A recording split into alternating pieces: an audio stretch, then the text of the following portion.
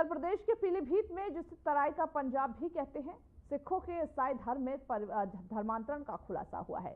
पंजाब और नेपाल से जुड़े हुए पास्टर्स पर प्रलोभन और साथ ही साथ दबाव से धर्मांतरण कराने के आरोप लगे हैं। जिले के पूरनपुर में स्थानीय गुरुद्वारों ने बाकायदा पुलिस में भी ये शिकायत दर्ज कराई है कि उन गांव में जहां सिर्फ सिखों की आबादी है, वहां लालच या फिर चंगाई प्रार्थना सभा के जरिए उनका धर्म बदलवाया जा रहा। दावा यह भी है कि 1-2 नहीं बल्कि 3000 लोगों ने अपना धर्म परिवर्तन कराया है।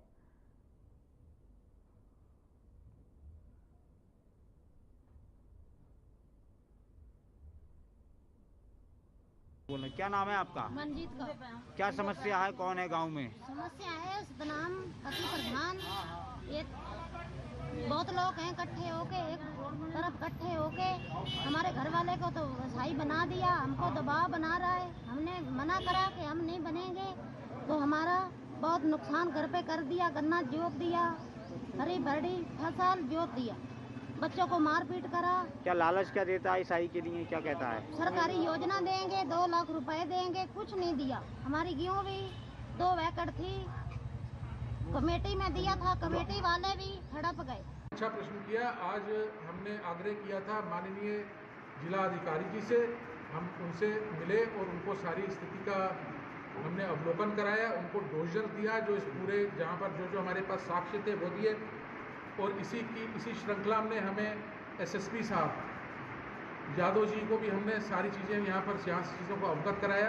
हमने ये भी बताया कि ये मुद्दा केवल अब उत्तर प्रदेश का नहीं रह गया, ये मुद्दा श्रोमणी गुरुद्वारा प्रबंधक कमेटी का हो गया है और जितने भी सिख संगठन इस देश में है सबका हो गया है। और सबकी ये आवाज़ है कि जो ये असंवैधानिक रूप से जबरन धर्म परिवर्तन कराया जा रहा है, जो लोभ पर आधारित है, अंधविश्वास पर आधारित है, ब्लैकमेलिंग पे आधारित है, इसको तत्काल बंद कराया जाएगा। कौन सा धर्म करवा दिया है? ईसाई धर्म। क्यों कर लिया आपने?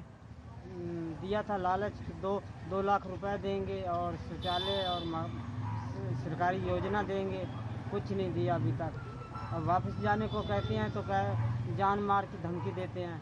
हमारा खेत भी पूरा गन्ना जोत दिए, पूरे पेड़ भी थे उसमें। तो क्या गरीब हो आप? जी बिल्कुल गरीब हैं हम लोग। वैसे कौन सी जाति है आपकी?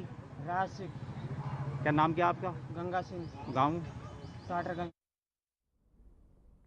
तो इसी पर ज्यादा जानकारी देने के लिए हमारे साथ कंसल्टिंग एडिटर अतुल प्रताप सिंह जुड़ चुके हैं। अतुल जी, पहले तो मैं आपसे ये समझना चाहूंगी, क्योंकि देखिए जैसे ये खबर आई है यूपी के पीलीभीत से है कि यहाँ पर धर्म परिवर्तन, जबरन धर्म परिवर्तन कराया जा रहा है किसी लालच में आकर के। पूरी जानकारी पहले तो देखिए अंजलि, ये जबरन धर्म परिवर्तन कहें और उससे पहले इसको कहें कि प्रलोभन देकर या फिर आपको इस तरीके से दबाव बनाकर कि हम इतना पैसा देंगे और आपके ऊपर हमारा पूरा प्रभाव रहेगा और आगे सहयोग भी रहेगा, तो इस लालच को देकर अगर धर्म परिवर्तन कराया जाता है तो वो आज नया नहीं है। ये मामला काफी दिन के बाद फिर से उजागर हुआ है, खुला है और इसको लेकर पुलिस तक शिकायत भी पहुंची है। लेकिन मैं याद दिलाना चाहूंगा आपको, 90 का दशक और उसके बाद जो धर्म परिवर्तन खासतौर से हिंदुओं को ईसाई बनाने का, कन्वर्जन का जो खेल चलता था, वो पूर्वांचल के तमाम हिस्सों में चलता था, क्योंकि गरीब तबका वहां रहता था और इनको ऐसे ही लालच दिए जाते थे कि आपके क्षेत्र में स्कूल बनाए जाएंगे, बड़े बड़े आपके बच्चों को मुफ्त में शिक्षा दी जाएगी, पैसे दिए जाएंगे, सारी सुविधाएं दी जाएंगी और बड़े पैमाने पर वहां पर हुआ भी। अभी थोड़े दिन पहले लगातार पूरे देश में आप देखिए कि जो धर्म परिवर्तन का जब जिक्र होता था तो वहां पर ये कहा जाता था कि हाँ धर्मांतरण कराया जा रहा है, वो मुस्लिम धर्मांतरण है। लेकिन पैरेलली जो पास्टर्स हैं, जो ईसाई हैं, वो भी विदेशी फंडिंग के जरिए भारत में लगातार इन तमाम कुरीतियों को बढ़ा रहे हैं या फिर कृत्यों को अंजाम दे रहे हैं। थोड़ा सा पिछले कुछ दिनों में इसको लेकर चर्चाएं कम हुई थी।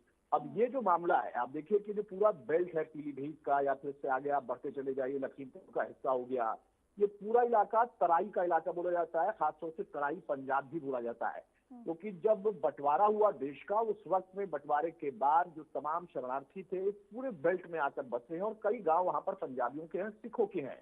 आप देखिए कि जब लखीमपुर से आगे बढ़ेंगी और दुधवा नेशनल पार्क के पास, तो वहां पर पिलिया गांव है और वो वहां पर पूरा अगर हम हिस्सा देखें तो उससे पंजाबी है। बड़ी तरक्की उन लोगों ने की है, पूरे इलाके को उन्होंने बहुत तरक्की के साथ आगे बढ़ाया है, गन्ने की बड़ी पैदाइश करते हैं और इस बेल्ट में। लेकिन जो गरीब तबका रह गया है उसको टारगेट किया जाता है, आदिवासियों को। आप उसी हिस्से से आगे बढ़ेंगे तो थारू जनजाति भी है।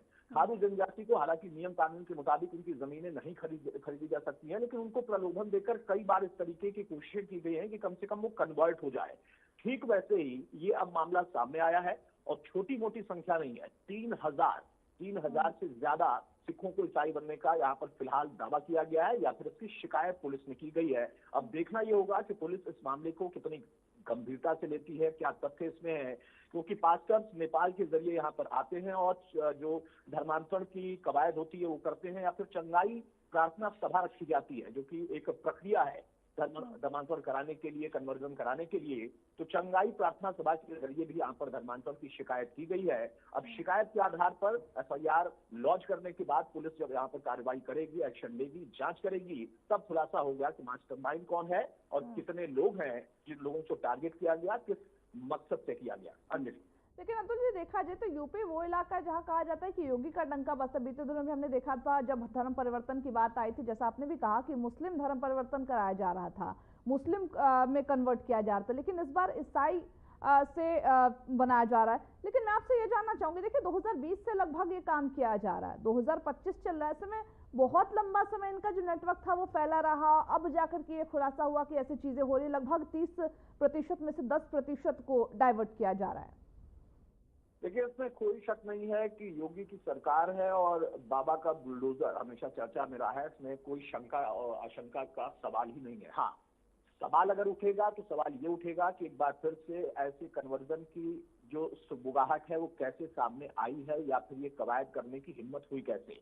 आपने कहा कि पिछले कई सालों से चल रहा था, इसीलिए मैंने पहले कमेंट में ही कहा कि पिछले कई नहीं सालों से बल्कि दशकों से चल रहा था। 90 के दौर में पूर्वांचल में इसका खुलासा भरपूर हुआ था और तमाम ऐसे क्षेत्र थे, तमाम ऐसे स्कूल थे जिन लोगों का हम लोगों ने भी दौरा किया या हमारी जानकारी में होता था कि इस बेल्ट में जहाँ पर गरीब तबका है वहाँ पर अचानक से एक अच्छी खासी बिल्डिंग बन जाती है। उस बिल्डिंग में सारी जो सुविधाएं होती हैं जो हमारे यहाँ सरकारें नहीं दे पाती हैं, सुविधाएं वहाँ पर रहती हैं और एकदम बिल्कुल पिछड़ा इलाका या फिर दूरवर्ती सुदूरवर्ती इलाका।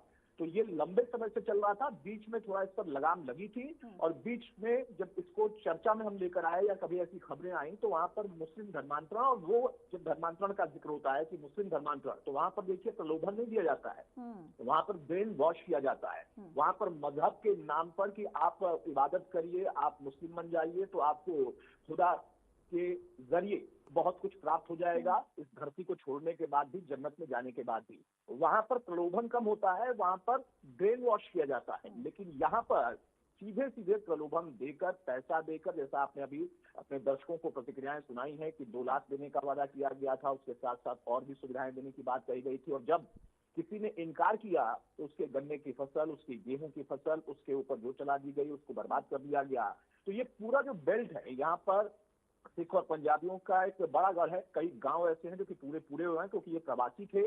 इन लोगों ने बंटवारे के बाद इस क्षेत्र को चुना और इनके जरिए क्षेत्र में बड़ा डेवलपमेंट हुआ है। मैं आपको बताऊं कि लखीमपुर का इलाका, पीलीभीत का इलाका, यहाँ पर कई ऐसे परिवार हैं, कई ऐसे किसान हैं जो कि बड़े पैमाने पर खेती करते हैं गन्ने की, और इसी वजह से पूरे बेल्ट में गन्ने की बड़ी खेती होती है। उसके साथ साथ मिलों की संख्या बहुत ज्यादा है और तराई का इलाका या तराई पंजाब इसे कहा जाता है। और अब ये यहाँ इन पास्टर्स के या फिर इनके जो भी आका होंगे उनके टारगेट पर है। अब अगली कार्रवाई पुलिस की करनी है, पुलिस क्या करेगी और कब तक इस पर एक्शन होगा, क्या खुलासा होगा, इसके लिए इंतजार करना चाहिए। बिल्कुल, बहुत शुक्रिया आपका हमारे साथ जुड़ने के लिए, ज्यादा जानकारी देने के लिए। हालांकि पुलिस इस पर क्या कुछ एक्शन करेगी, लेकिन फिलहाल की आपको बात बता दें तो पुलिस अभी भी इन सभी बातों से नकार रही है। लेकिन पुलिस इसका इस पर क्योंकि अब मामला जब संज्ञान में आया है, हाईलाइट हुआ है, तो अब क्या कुछ करती है पुलिस, ये भी देखना बेहद दिलचस्प होगा।